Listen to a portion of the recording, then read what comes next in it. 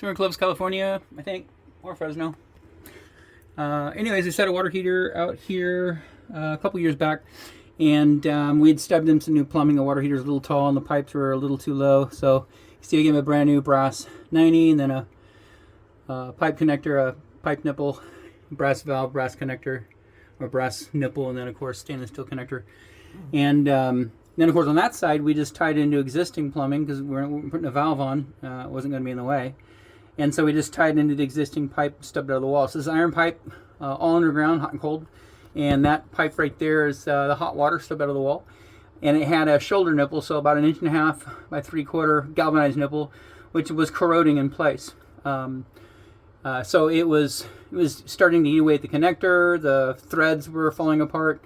And since we've been here, they've added solar, and they came in and they added this jumper cable. I don't know what it's for. Older homes, I know we've seen, this ground right here to the water, which is great. And I guess they're jumping over to the hot side to ground the hot side as well. I'm not an electrician, so I don't know.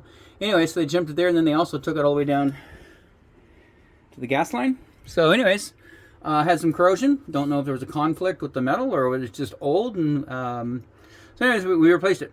Took everything apart, all these jumper cables. Number 8, looked like number 8 and number 6 wire.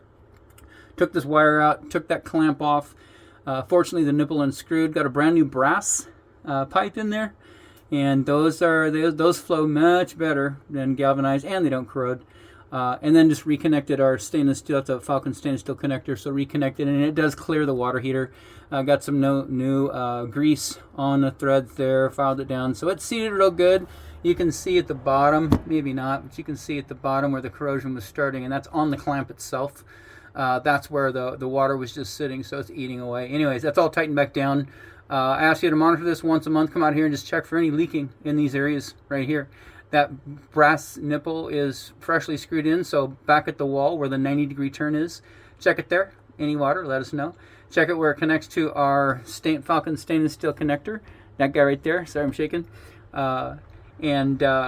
You shouldn't have any trouble with corrosion. I don't know why that happened, besides the pipe was old and it was probably breaking down and it just started leaking. So anyways, that's point of courtesy. We came out to do a flush on the tank and then do some work out front.